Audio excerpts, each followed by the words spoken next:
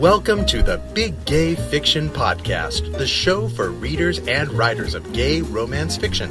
If you can read it, write it, watch it, or listen to it, these two guys are going to talk about it. Now, here are your hosts, Jeff Adams and Will Knaus. Welcome to episode 3 of Jeff and Will's Big Gay Fiction Podcast. I'm Jeff. And I'm Will. And in today's episode, trying something a little new, a little different. We're going to have an interview episode. We're going to get to talk to some authors. First up, excuse me, we're going to speak to Adam Yang, a debut author that we connected with on Facebook and who we met for the first time at GRL this year. Mm-hmm. Adam's first short story is coming out this December from MLR Press. I believe it's called The Red Envelope. And this was his first GRL, and we talked to him about how he got into writing gay romance and what his what he thought of the wild and crazy world of gay rom lit. So we're here with Adam Yang. Hi. Who we've met at GRL and met a little bit on Facebook before. You've got a book coming out in December. Yes. So tell us a little bit about that. The book is called Red Envelope, and it's coming out through MLR Press. And the release date is December 4th, 2015. And it's about two guys, obviously, who have been meeting since they were 12 years old once a year at Chinese New Year, Lunar New Year. And something happens between them, and they have to sort of reconcile it. Interesting. No spoilers there. Yeah, I'm trying to keep the spoilers. Yeah. It's your first book? Yes, it's my first book. How did you get into the writing? Well, I majored in creative writing when I went to college and specialized in screenwriting. And so I did that for about a decade or so, and then I quit for about a decade. And then I met somebody, and really for the first time in my life, I felt really safe and supported and really deeply in love. And for some reason, I felt like I wanted to write again, and I wanted to write romance. And so that's how I started writing romance. Around April, I decided, and then a couple of months after that, I think I found out about Gay Rom Lit, and registered for it, and asked some questions. And then Chris Jason from MLR, the executive editor, had some, answered my questions, and then, we talked, and she said that she had this series that she needed some authors for, The Spirit of Giving, and it was all winter holiday series, and I asked her, can I write about a winter holiday that happens in February, and it's the Lunar New Year, and she said yes, and so I wrote it, and then she accepted it. That's awesome. Thank you. So a little Facebook networking there, it sounds like. Yeah, absolutely. It's a very different world from 10 years ago when I was writing and trying to break in and doing things then. Yeah, certainly publishing's changed a lot. Publishing has changed quite a bit. These smaller niche publishers that have come up, especially in our genre and self-publishing and all that. Yeah. So what do you think of your first gay romlit? It's been really, really cool. It's really, really intense, just in terms of how friendly people are. Because I worked in the comic book industry before this, and people just sort of, I don't know if it's mostly like a male sort of thing where it's just, they're just more standoffish, and there's the same introversion shyness here, but it seems like after that hump is crossed, like everybody just wants to hug you and and touch you and say hi and like, oh my gosh, and so it's been incredible having this experience even before my books come out. People have been asking for my autographs, so I feel like I'm preparing for what's to come. So it's been a really wonderful experience. Planning to go to Kansas City next year? I'm not sure. It's a little farther out than here since I live in California, so it might prove to be an obstacle. I'm thinking I may have in my budget for either the Romantic Times convention in Vegas that I can drive to, or then there's Kansas City. But given the amount of enthusiasm I've experienced here, it's kind of hard to not want to go. There's also the Northwest meetup in Seattle, which is usually September. Right. I think I read on Facebook, Ethan Day had just gone there, I think, for the first time or something. And so I have friends up there that I could stay with, and that would make it more feasible to sort of travel in that direction as well. What's coming up for you next? I have another submission for MLR for another series. And I don't want to name the series just yet because I don't know if it'll be accepted. Sure. But I have something in the works there. I talked with a couple of publishers here, and so I'm going to be preparing some submissions for them as well, dealing with vampires and cowboys and many other sorted things. Vampires and cowboys Vampires, together. vampires and cowboys together, if not the same character, And Okay. But I really like sort of translating certain Chinese fairy tales and mythologies and bringing them into not only a contemporary context, but also sometimes a Western context. So I have some ideas for how I might bring vampires and cowboys into the Old West to deal with, the racism during that time. When there were Chinese coolies, and how it was like for them in the Wild West, in America, and to have like vampires as well, which is sort of like this European thing that came in. So you have these metaphors for not just sex and power, and but also for colonialism. So I'm trying to bring those aspects into the romance. That's cool. Thank you. That's very cool. Yeah. So for Red Envelope, Yes. How did you come up with the characters for that? Red Envelope, because my partner is Caucasian, is a story about an Asian man and a Caucasian man, and I was really intrigued by this Chinese story called the Weaver Girl and the Cowherd, and it's one of like the three sort of like myths of China, and it's this sort of star-crossed romance, and they're not allowed to see each other, and it's told through the stars. So the star Altair and Vega are separated by the Milky Way, and so once a year on the 7th day of July, which the Japanese have the same festival called Tanabata, where you write your wish and then you write it on a piece of paper and you tie it on a tree, and then the wind blows your wish away. And it's usually like a lovers kind of a festival. But for the Chinese, the lovers are separated by this silver river, and they are allowed to meet once a year on the 7th over a bridge of magpies. And so Clint is named after Clint Eastwood, and it's explained in the story, but so he's the cowherd. And Weaver is named after the Weaver Girl. So Clint and Weaver are the names of the characters, and that's where I got it. And Clint's cousin is Maggie, which is named after the magpie. So and the magpie is a symbol of marriage and fidelity and love in Chinese culture. So there's these sort of characters playing their roles in a different mythological context. I love that. That's very cool. Thank you. And then the last question for you is, where do we find you online?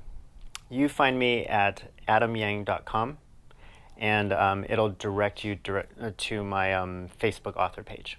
Awesome. Yeah. All right. Yeah. Well, thanks for being with us. Thank you very much for having me here. Absolutely. That was a good interview, meeting Adam. It was really enjoyable getting to talk with him and kind of getting his insights on everything. We also sat down with Wade Kelly during our time at GRL. She's got a couple books coming out in the near future from Dream Spinner Press. One of them is a sequel. It's called No, Jocks Don't Date Guys, as well as another book coming out called Banker's Hours. And we'll give you some links to her website so you can keep up on her activities as those books get ready to come out. But we talked to her about those books, about GRL in general, because I believe this was her third GRL. If I recall correctly. And we also talked just a little bit on the project that we're working on together. So here's our interview with Wade. So I'm here with Wade Kelly. We're Hi. at GRL in San Diego. Thanks for joining us. No problem. Good to talk to you as always. So what have you thought of GRL this year? I am exhausted, and it's only been a couple days. I think it's good. I think it seems to be well laid out. There's not too many panels, but still so many to choose from at the same time frames. But, go with it and pick one. I'm enjoying it. I don't know what else to think about it. That's It's good. good. It's good. I've met a lot of people that I didn't even know before, so that's always good. So you did the Wheel of Destiny The today. Wheel of Destiny. Tell folks a little bit about that panel, because that was a lot of fun what you did there. That was just hatched. Poppy came up with this idea, and early on in the year, there was a Dream Spinner workshop, and we had been talking, and she said, do you want to do a thing at GRL? And I was like, sure. And so she said, I'll call you, and we'll discuss this. And she wanted to make it sort of interactive with the audience and talk about writing and also make it a game. And I'm like, how are you going to do that? And she collaborated with Charlie Cochet and came up with this idea of asking the audience for 9 different points of a storyline, mainly because we had 9 prizes. So because there was 3 authors with 3 books each, so we had 9 books in the bags. So we came up with 9 different things, like they're all crucial to a story. What does your character do for a living? Because everybody has to have some sort of job. Even if you're a couch potato or a bum that doesn't really do it, you have to do something. Their name, their love interest, and the plot twist, because there's always some sort of thing that has to happen in a story.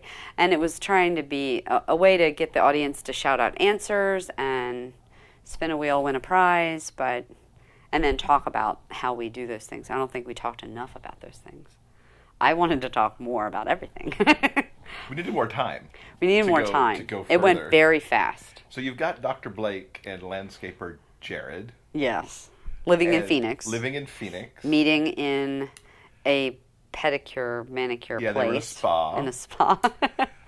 And they're having sex. In a gazebo? No. Where was that? I can't remember where the sex was. But apparently you guys are writing this book now?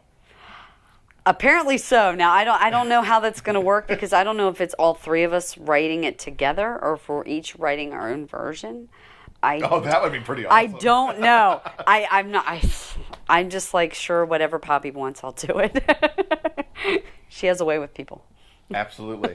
It's going to be interesting to see where the story goes. Yeah. With the 9 points that you've got. Yeah. And some of the stranger ones didn't come up, which is a shame. No, there wasn't any strange sexual things going on. And what are you working on right now? Currently, I'm writing Jock 3, my Jock series that started with my roommate's Jock. Well, crap. It took long enough for me to even start writing the second one, and so I'm so glad that the fans haven't gotten bored waiting for me. But that one comes out, Jock 2 comes out in December. No, Jocks Don't Date Guys. So I'm excited for that, because that's like one of my favorite books, I think, that I wrote. I love it. You read it. Jock 2 is a lot of fun. I think it's cute. It's sweet and fun. I don't know. But Jock 3, I'm writing that now.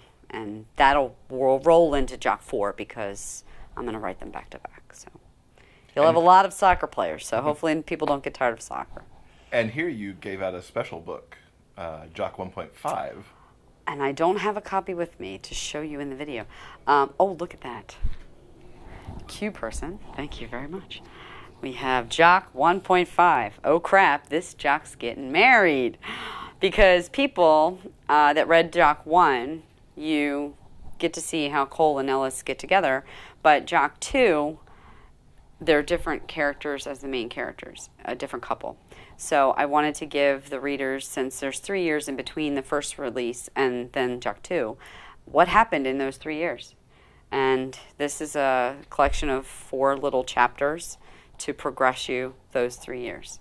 And obviously, somebody gets married. So I thought it was cute. I loved it. I cried writing it. So Nice. I did. I teared up. I look forward to crying reading it then, Oh, perhaps. good. And what's coming in 2016? I have a lot of stuff that I've already contracted or promised and plan to write. So it should be a huge year. Jock 2 comes out in December, so that's kind of like the kickoff. And then Banker's Hours is also under contract with Dream Spinner, and the editing process should start soon. It is supposed to be released in March. And as I said, I'm writing Jock 3, so if I can get that in my deadline, I should have that published next year as well. And it all depends on how fast I write Jock 4, whether that'll be published next year or the following year. You know, it's all time. So it should be a good year. But Poppy Dennison asked me to write for their new line, Dream Spinner's new line, Dream Spun Desires. And it's like a Harlequin Harlequin-esque branch that they're trying to do, where they're the tropes everybody loves and understands that they've read through Harlequin, but male based. And so I said, I will do one for you, and 50,000 words, that's like a half a novel. So I am writing his seducing his secretary. Boss secretary, that's a very common trope. So that should be fun. And then I do have a vampire one that I'm going to write at some point too. So. And we're trying to give it a go. And you and I are going to write a book, yes. We have plot, and we have to think about title and blurbs and names of characters. We've got a long way to go, but we do, but we got to start somewhere. The idea is there. It's hatched. It's hatched, and we're going to go for it. Yes, I think that would be really fun. So that's going to be fun. It's going to be a lot of fun. Yeah. So this is your third GRL. Yes. How do you think these help the community, getting the authors with the readers and getting the work out there and getting this weekend to really interact with everybody, both because it's great with the readers to see the readers, but then you get other ideas from authors and get to talk about craft a little bit. And well, it's a lot of questions all at once. I guess it's nice for the authors because you meet people on Facebook, but they're all over the world. And, you live too far away from me, and that's annoying. So you need to move to the East Coast.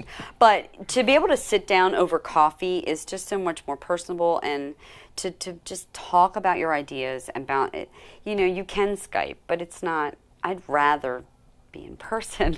So coming together, it's almost like a family reunion with the authors and stuff that you've gotten to know. But then you do meet new people and you meet readers. And I know at the very first GRL, I was very shy. I didn't want to really talk. I didn't know anybody. And it was odd because I don't even know how many books I had. I think I only had one out. I don't remember. But yeah, I had one release, When Love Is Not Enough. Jock didn't come out yet, I don't think. Or maybe it did. But I had one woman tell me she read When Love Is Not Enough 7 times. And I was just like, why would you torture yourself that much? But she said it was her favorite book. And I'm like, wow, you brave woman. But it was so meaningful to me. That was one of the first memories I have of meeting a fan who was just ecstatic that I wrote this book and how much it affected her, that she would keep torturing herself through these very deeply emotional books because she loved it so much. So several years later, now I'm here. I know so many people, but there's so many different people here this year that I've never seen before, that I've interacted with online. I'm like, oh my gosh, you're that person, and it's so exciting.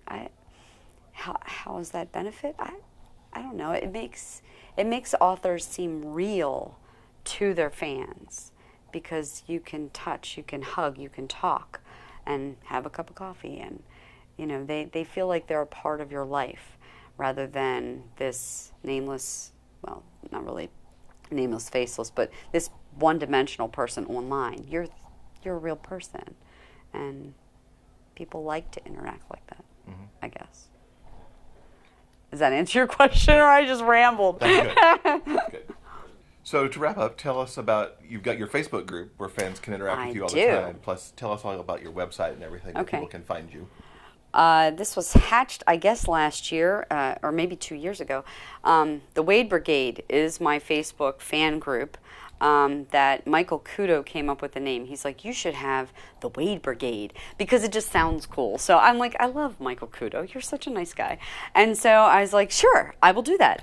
And so I have this little Facebook group, but if you are a fan, I don't know you're out there. So come on over. If I know somebody likes the book, I add them and they're so appreciative. Thank you. I love to keep in touch.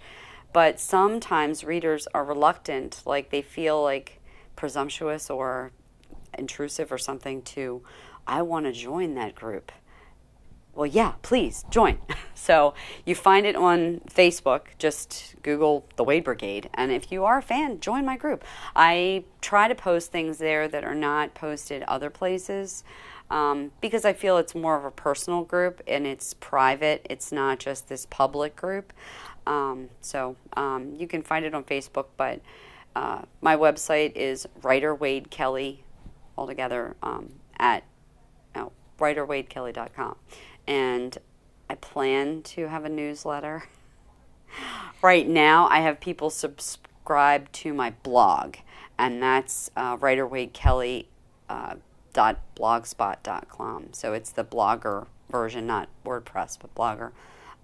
You can subscribe. And then what I like about that is that you don't have to go to the blog to actually read the blog posts. They will come to your email usually the next day, or a little less than that sometimes. I've subscribed to other blogs like that, and then I don't even have to worry about it. I get them in my email, and I can read them anytime. So that's what I've done lately. And there's a little box on the side that you can put your email address in and subscribe. So Cool. it's a start. All right. Well, thanks so much for talking. Yay! Oh, anytime. I love talking to you. So that's our first interview episode. If you enjoyed that, we'd love some feedback on it. And if there's authors you want us to talk to, we'd love to hear that as well. And we'll figure out how to make that work through the magic of Skype or some other internet video recording technology. Yeah. But those were fun to do, so we'll definitely be doing some more in the coming episodes. And that'll wrap it up for this one. Thanks for listening to Jeff and Will's Big Gay Fiction Podcast. You can find out about the podcast at biggayfictionpodcast.com, where you can find show notes for this and any of the other episodes. And we'll see you next time. Bye. Thank you for listening to Jeff and Will's Big Gay Fiction Podcast. For detailed show notes, go to biggayfictionpodcast.com.